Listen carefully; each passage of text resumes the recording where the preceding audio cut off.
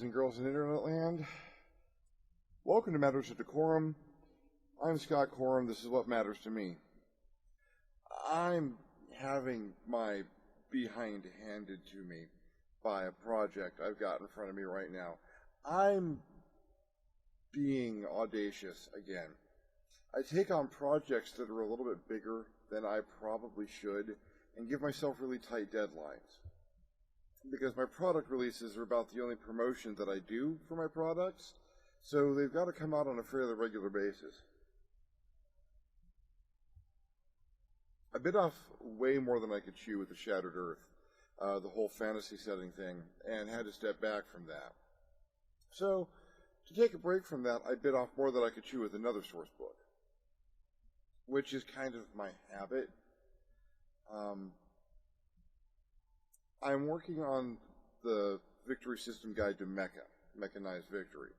I like giant robots, and it was about time we did our giant robot book. And here's what epiphany has come to me for this week. For just a minute there, for a brief little while,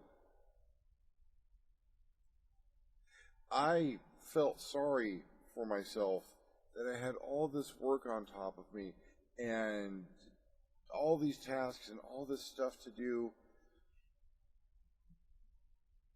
because I get to write a gaming book about giant freaking robots. I love giant robots. I've loved giant robots since before the term anime existed. I started watching Gigantor in what, 1971? Yeah, giant robots is kind of my thing. And here, oh no, I have to make up names for all the guns to put on the robots and then stat them up. And I'd be doing this for free if this wasn't my job. I'd be doing this for other game systems. I have done this for other game systems. You know, I didn't wake up one day and decide, hey, I'm just going to start writing game material out of the blue. Oh, no. No, this is what I've been doing for fun for most of my adult life and a little bit before. I like creating game material. It's fun for me. Taking concepts from one game and transferring it into another where it doesn't really fit, but I don't care because I liked it there. Writing backstories for characters and organizations and equipment and magic items, giving things life and structure and past and history. I really enjoy doing this. The problem, of course, right now is that it's a job. It's what I get up and say, I have to do this.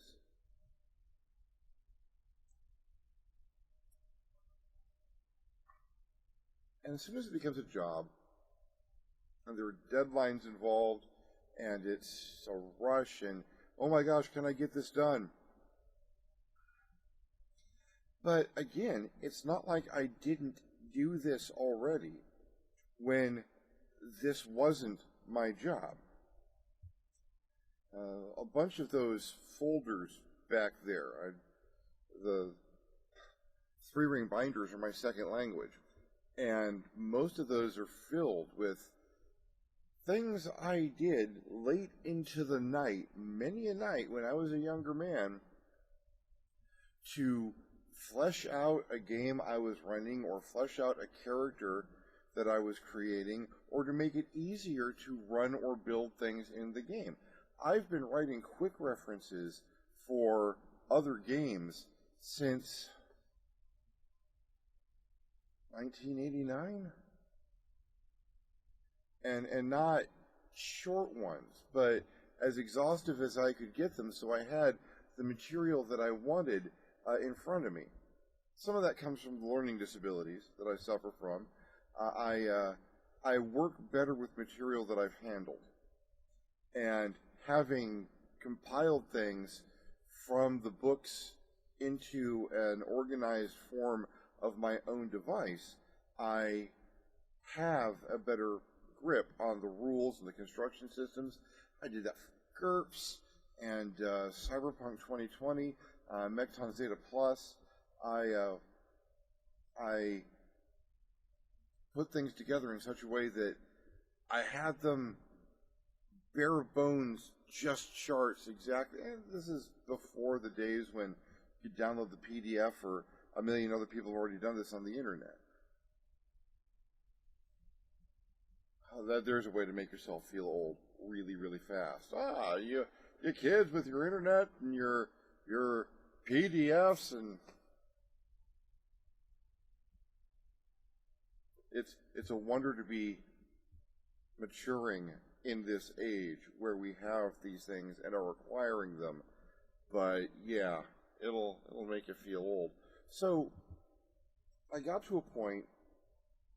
It's 11:15 on Sunday night, and I want to have this book done by Wednesday morning. I'd like to have it out at the end of the month, if not a little bit before. Wednesday is the end of September. I hope Wednesday's the end of September. Hang on. Wednesday is the end of September. It's nice to have a computer in front of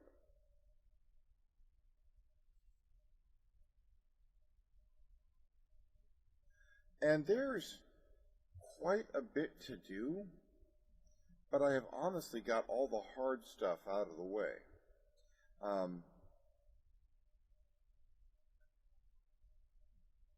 A lot of some game books can have just huge sections that are like a textbook. And you want them to be as little like a textbook as possible. I'm writing a book about giant freaking robots.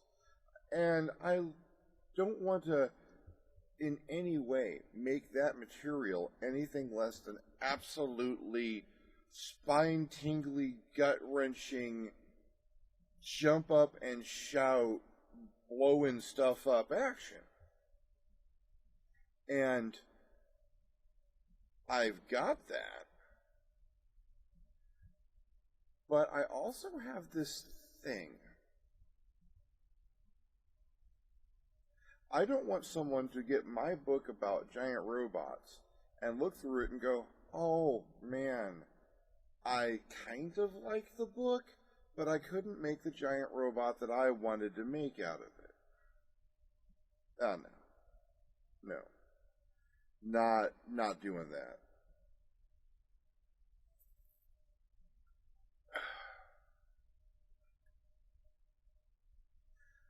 I don't believe in giving a incomplete or lacking system. And when you're talking about giant robots, especially the modern genres of giant robots, or even the older ones, it's not just giant robots. You can't just have these two-legged, two-armed, one-heads things marching around shooting at each other. That's awesome, and a lot of games end up being that. There's nothing wrong with a classic Battletech scenario or stuff like that, and you can certainly do that with this book. But I wanted the robot that turns into the jet, or the motorcycle, or the giant spaceship, or the McDonald's.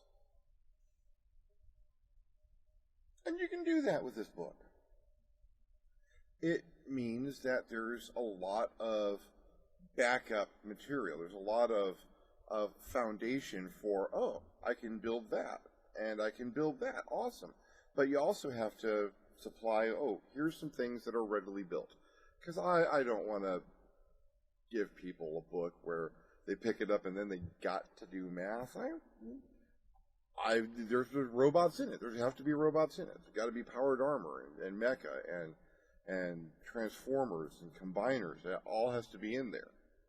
There have to be some across the board. And because I am pretty insane about this, it's got the guidelines for building mecha in all three eras of play. fantasy, near modern, and space. And there's precedent for all of that throughout anime and modern American animation, Western animation to be sure,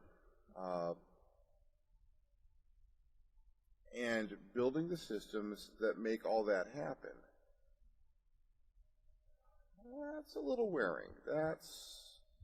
That's a lot of time spent with Excel doing homework. Because it's like homework, you're doing math.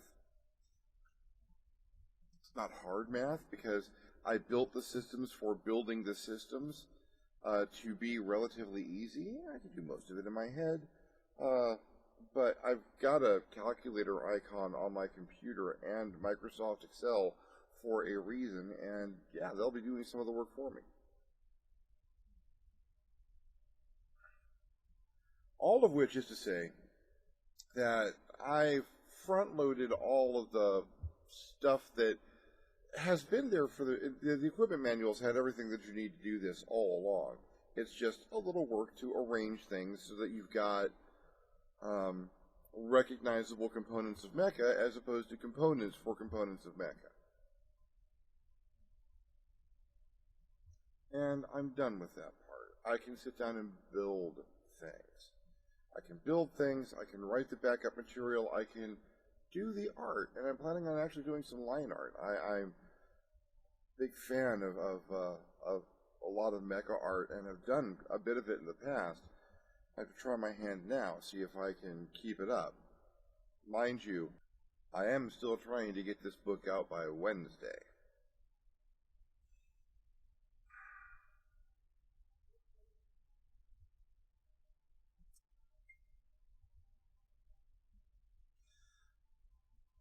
It's a common concept in our modern society that if you love what you do for a living, you will never work a day in your life. Because what you're doing isn't work, per se. It's a form of play. With what I'm doing more than many other things. I'm doing things that I would be doing anyway to enjoy myself. And that's something a lot of people don't get the opportunity to do. I have to thank my wife, who gives me this opportunity. And hopefully we'll see something out of it someday. And the people around me, I have to thank our writing partner, Victor Gibson. Oh my God.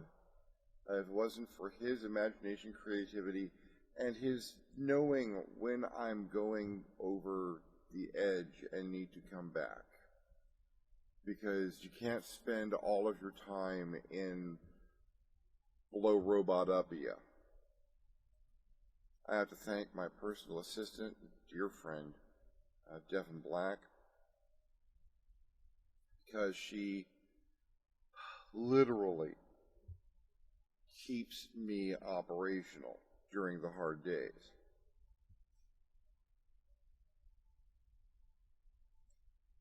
There are any number of people I will talk to over the course of the day who keep me centered. And that's also important because I obsess. I obsess over what I'm working on, often to the exclusion of my health. And my health isn't all that swift these days. You know, I had the sore throat last week. I'm still here. It's a little bit better, but sore throat, cough, not at the top of my game. Between that and the chronic pain, yeah, sometimes doing what I want to be doing is more like work than like play.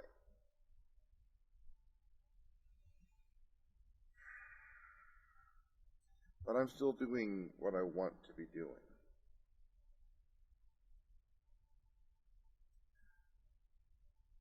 something that people contact me about from time to time is they'll have an idea of something that they want to do, something they want to jump in. They might have a game that they want to create or write, or a story or a project. Like I said, I would be doing this for fun, for free, if this wasn't my job, if I hadn't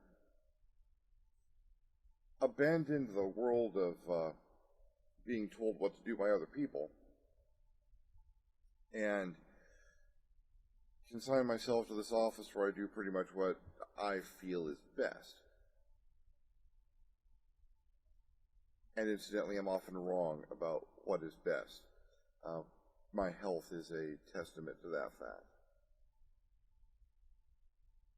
But I get to create and face those consequences on my own.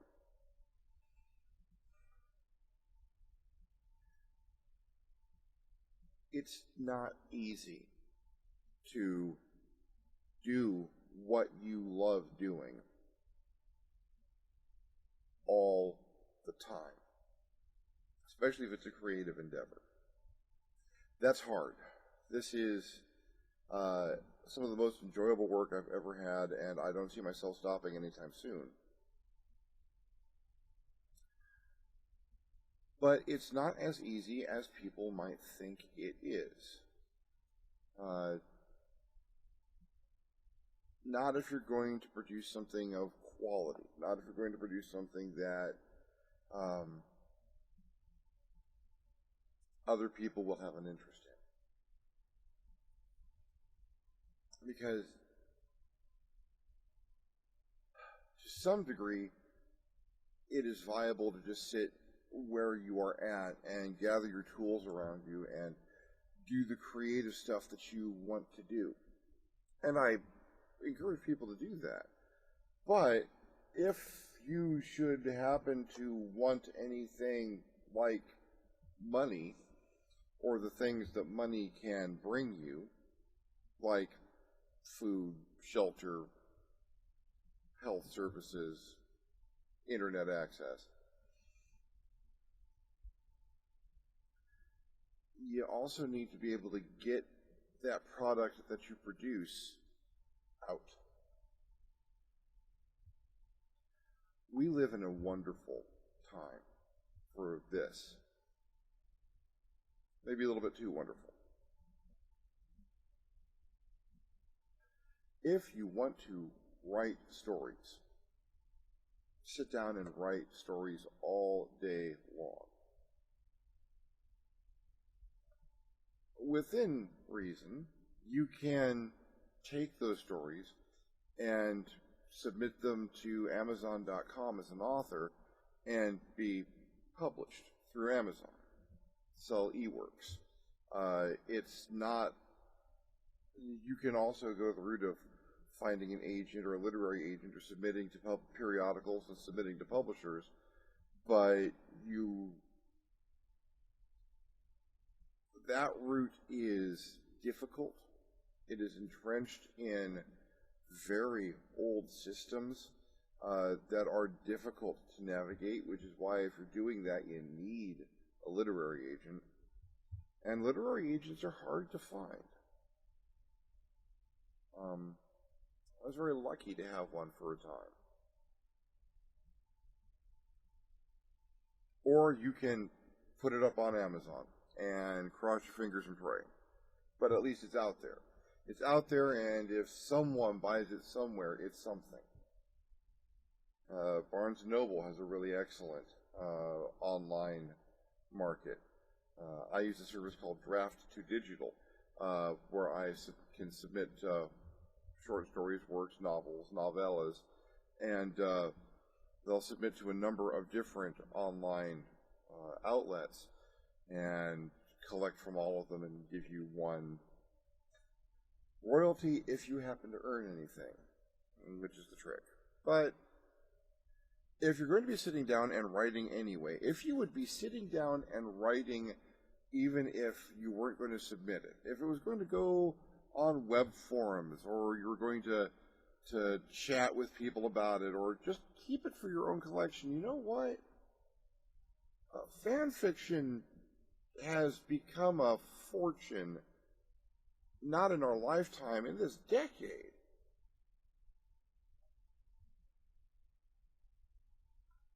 Regardless of what I think of the quality of the work involved in that phenomena, it's happened. You don't know.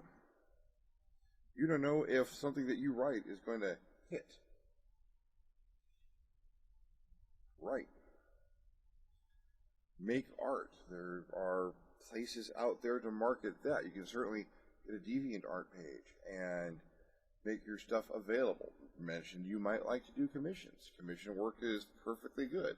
It's a good start.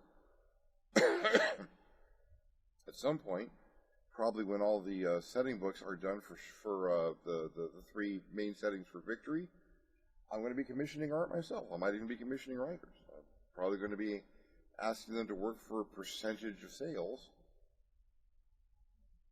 which isn't that great a deal, I will admit, but is better than nothing, and if things go well, can turn into something lucrative.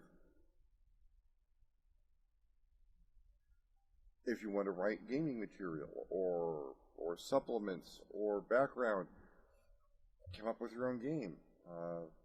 RPG Now, Drive-Thru RPG. Really excellent sources of third-party production, marketing, financing. That is where I sell my products through. And there's always the link under my YouTube videos of where you can go to look at my game catalog, and they handle posting the PDFs and all of the e-commerce. They take a bit of royalty for it and give you the rest. There are online sites for selling your physical labors of craft and effort. Etsy, it's a little impacted, but it's still a viable marketplace. eBay. I know a couple of people who do a fairly brisk business every so often, putting things that they create up on eBay. Usually get a little bit more than they ask. Right now is a wonderful time to make things, to write things, to create things, and to try and get it out there. There is more stuff out there now than there has ever been before in history, and that will only continue to increase for the foreseeable future. Even if it's something you don't think you're that good at, if it's something that you want to put the effort into. You know, I've written a bunch of crappy games. I've written a bunch of bad stories. I've done a lot of bad art. And you have to. You have to do a lot of what you're doing. And when you start out and as you go along, a lot of it isn't going to be good. If everything that you do is golden, I applaud you and hope you have the best success in the world. The rest of us mere mortals, there's a lot of failure in the process of getting to a success. There's a principle in game design and design in general that I really like. The principle is called fail faster. In short, keep doing what you're doing. Acknowledge that you're going to have some failures, and every failure can be something that you learn from. You're writing a game, test out that mechanic. As soon as you've got a mechanic that you want to try, there doesn't have to be a game around it. How are the dice going to work? Let's start rolling the dice to see if that works. Can you imagine what would have happened if certain games I have talked about before where the dice mechanics didn't work, if the people sat down and exhaustively tried the stuff out and realized it didn't work before it came out?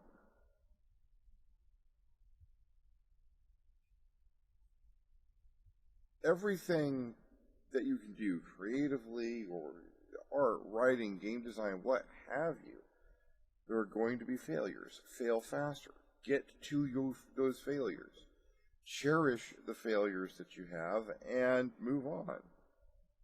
I could probably learn to do that a little bit better myself.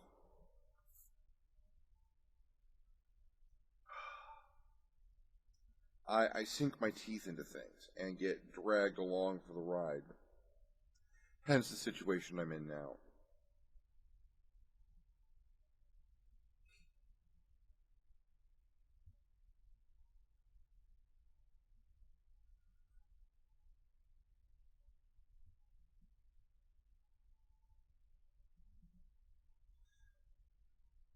Writing a game based on mecha shows and anime and fitting it into the system that we've got, it works because a lot of what we initially wanted to do with Victory is the high action, cinematic, very over the top kind of stuff that you find in anime. A lot of the mechanics that Vic and I came up with and the way gameplay advances and progresses, we refer to a lot of different influences as we go through our design process, and there's a lot of anime references. Both Vic and I are huge fans of Gatchaman or Battle of the Planets as it was released here by Sandy Frank, the various Gundam series, and gosh, for years we'd sit and watch Dragon Ball Z, Yu Yu Hakusho, and still have a love for the material to this day. I haven't seen all of Resurrection F. I don't think I'd be able to take another whole movie with Frieza in it. But, you know, someone screams Kamehameha and I'm still happy. This was a diet soda. And that's actually helping the pain in my throat. This is water. And that's actually lubricating things so that I can keep talking. I try and drink 4 of these a day. I think I'm getting close to the end of number 2 now. So, to start, you gotta keep hydrated, especially when you're sick. Fluids.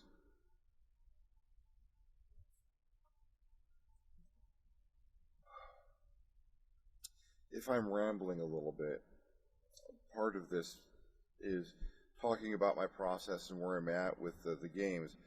Part of this is clearing my head out.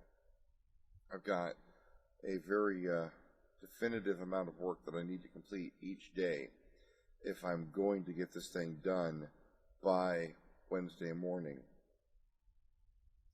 And I am not quite where I need to be yet today. If I can get there today, then I have a good shot of Wednesday being pleased to announce on Facebook that there is a mecha source book for Victory out, and I hope you all enjoy it. I'm also trying to make sure that I handle my recording here a little bit more diligently. There's a limited amount of footage I can load into Audition, which is Adobe's sound management software, so that I can do noise reduction for the fan back there and anything that happens in the background. Closed my door. Last week I had to edit out some embarrassing family footage from people walking back and forth in the hallway.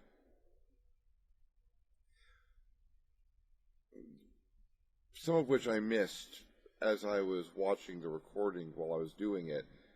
So it's a good thing that I review things 2 or 3 times, or my wife would have killed me.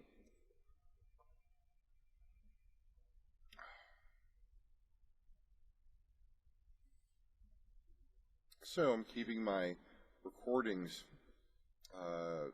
using the new rig here down to less than 30 minutes, because I think that is the cutoff point for how much I can load into Audition at once. And I'm good with that. That's a fairly easy edit, and I was already going to take a couple things out. Coughing, mostly.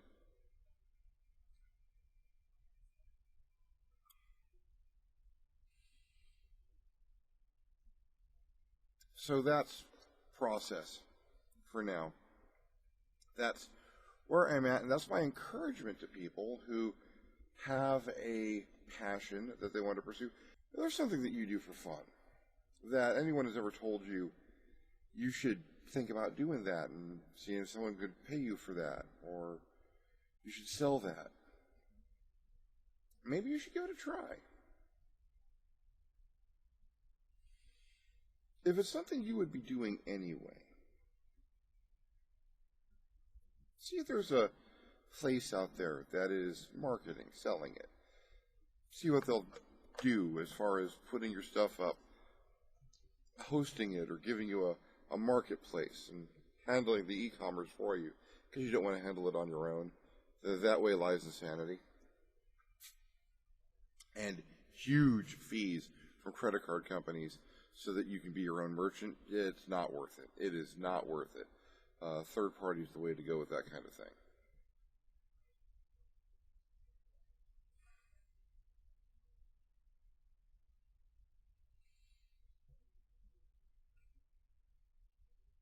There's no reason in this day and age that people who have that passion to get something done, to make something, to put something out there with their name on it, to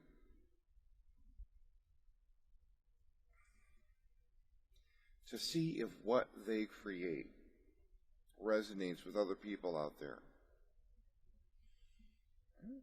It's time to do it. It's a good time to do it. Heck, gather up your random thoughts and find a way to record them and put a video together and start a YouTube channel.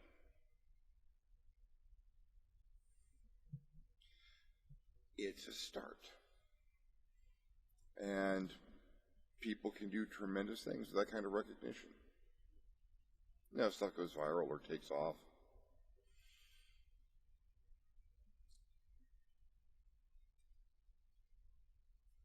I'm not quite ready to light myself on fire. Not all of me, just to make something go viral. And not the kind of popularity that I'm interested in.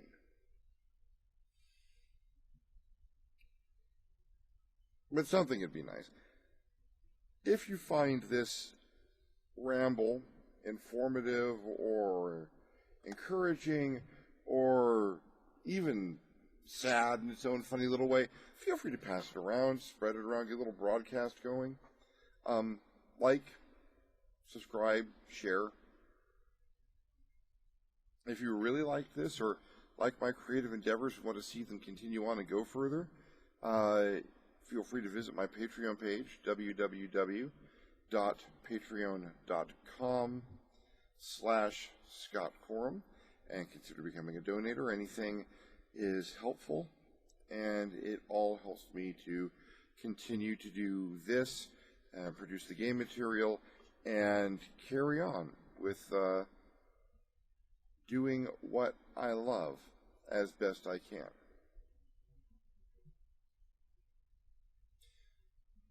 In the meantime, thank you for your attention. I'm Scott Corum. This is what has mattered to me. I'll see you next time on the next Matters of DeCorum.